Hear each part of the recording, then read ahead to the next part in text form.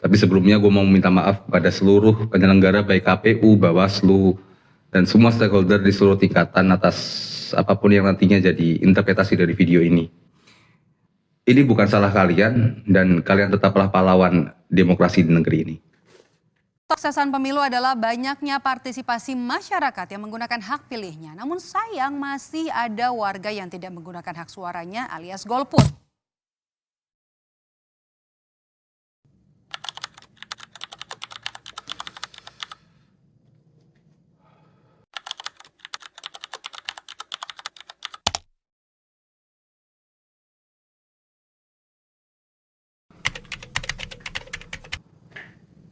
Oke, kita sering mendengar istilah golput. Sebenarnya istilah golongan putih atau golput tidak dikenal dalam hukum. Istilah golput sendiri berkembang secara organik di masyarakat untuk mereka yang memilih untuk tidak memilih dalam pemilu. Tapi apa sebenarnya sebab golput? Kalau ditanya kenapa golput terjadi, itu ya karena satu alasan, apatisme. Namun apatisme berangkat dari dua faktor, internal dan eksternal. Apatisme internal ya karena mereka sudah bodo amat dengan semua proses demokrasi, mau calonnya bagus, berintegritas, sudah terbukti rekam jejaknya, mereka tetap aja bodo amat dan akhirnya memilih untuk tidak memilih. Sementara faktor eksternal adalah mereka yang memandang bahwa hidangan politik yang dihadirkan tidak ada yang layak untuk dipilih. Apakah yang demikian disebut warga negara yang tidak baik? Golput secara hukum itu pada dasarnya tidak apa-apa. Kalau golput untuk diri sendiri pada dasarnya tidak apa-apa. Nah, untuk tipe internal ya udah mau gimana lagi? Ya mungkin mereka yang disebut tidak nasionalis. Ya mungkin mereka yang disebut bukan warga negara yang baik. Tapi jenis yang kedua atau eksternal ini kita akan bahas dalam video ini. Karena bagaimana jika ternyata negara memfasilitasi golput? Ya, golput memang difasilitasi negara dalam kasus tertentu. Namun, tujuan pembuatan video ini adalah menghadirkan opsi jika logika hukum tentang golput ini dijalankan di seluruh kondisi. Apakah penyelenggara kita berani? KPU akan memperpanjang masa pendaftaran bagi wilayah yang hanya terdapat pasangan calon tunggal di Pilkada 2024. Kondisi yang memperbolehkan golput adalah ketika pemilu hanya diikuti satu paslon. Maka surat suara menghadirkan kotak kosong berwarna putih. Dan ketika kalian memilih bumbung kosong tersebut, artinya kalian golput. Surabaya, Jawa Timur, Selasa sore melakukan deklarasi coblos kotak kosong di depan gedung DPRD Kota Surabaya.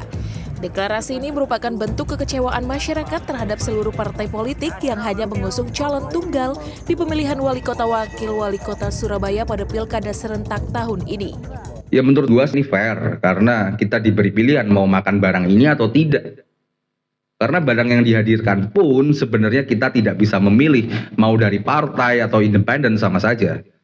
Kita pemilih tidak bisa memilih. Pengesahan dari Menteri Kerajaan, Raja berhak mendapat apa yang dia inginkan. Ini tidak adil. Hidup memang tidak adil. Jadi biasakan dirimu ya.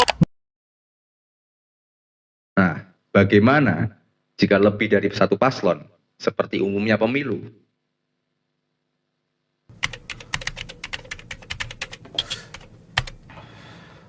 Pemilu yang umum terjadi itu diikuti lebih dari satu paslon. Kita disuruh memilih A atau B, C atau bahkan mungkin D.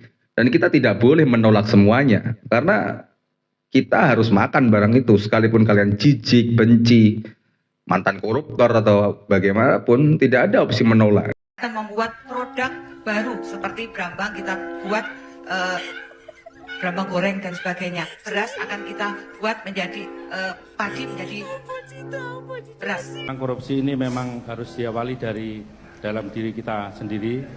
Tolong sebutkan desa apa itu dan tolong sebutkan nama-nama musim tanam dengan bahasa Tegal dan penjelasan singkatnya. Dan siapapun yang mengajak untuk menolak, tidak memilih akan dipidana. Pemirsa, polisi akan menindak tegas siapapun yang mengajak untuk melakukan golput. Bukankah lebih fair jika logika bumbung kosong ini juga diterapkan di semua kondisi? Memang saat ini belum. Makanya kemarin-kemarin alternatifnya muncul di gerakan seperti coblos semua paslon atau influencement agar surat suaranya tidak sah. Hal ini merespons maraknya gerakan coblos 3 paslon di pemilihan gubernur Jakarta. Loh Bung, ngapain repot-repot, tinggal gak usah datang ke TPS. Boleh kalian berpikir seperti itu, tapi kalau gue iyakan, ya gue bisa dipidana. Tapi jika itu kalian lakukan, artinya partai politik tidak salah. Yang salah adalah kita yang tidak menggunakan hak pilih. Padahal hampir semua paslon-paslon ini direkomendasikan partai politik yang seringkali tidak sejalan dengan keinginan dan kebutuhan masyarakat. Namun ketika masyarakat golput, kita yang dibilang bukan warga negara yang baik, bahkan diancam pidana. Korbannya juga KPU dan perangkat lain. Mereka yang dituntut meningkatkan partisipasi publik, sementara paslon parpol ini ditetapkan melalui transaksi internal partai mereka. Apakah hal yang demikian adalah logis? Dengan adanya bumbung kosong, maka data yang dihasilkan dari proses pemilihan sama saja dengan data kepercayaan masyarakat terhadap partai politik, bukan pada proses pemilunya.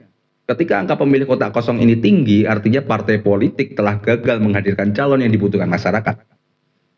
Makanya mereka takut dengan konsep kotak kosong ini. Dan terjadi di beberapa daerah, mereka bahkan membuat paslon boneka hanya untuk menghindari kotak kosong.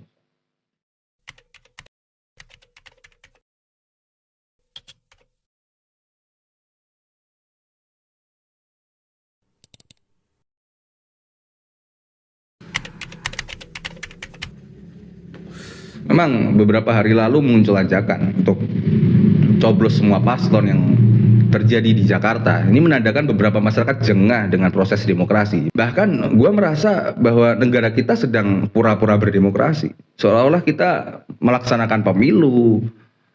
Padahal paslon yang dihadirkan adalah seseorang yang gue nilai nggak punya kapasitas, visi misinya normatif, rekam jejaknya sukar ditemukan. Bahkan beberapa debat paslon yang gue tonton juga belum memuaskan gitu.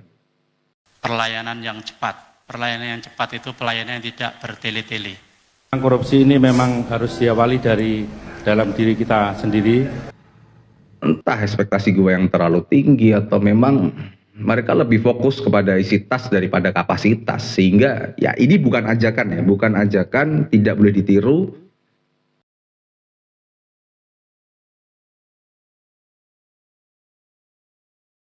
27 November nanti gue secara pribadi untuk pemilihan wali kota dan wakil wali kota di daerah gue nggak memilih. Gue memilih untuk tidak memilih. Kalau kalian gimana?